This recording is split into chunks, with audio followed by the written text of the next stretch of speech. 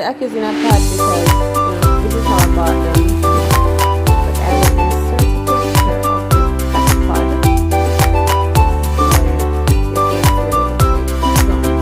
Because I didn't use them for anything.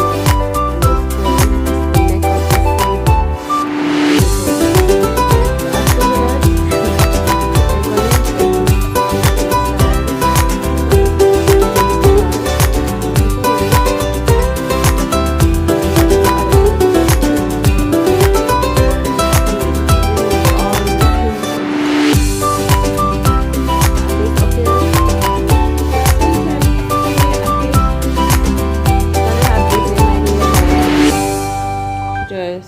Just slice it off like so.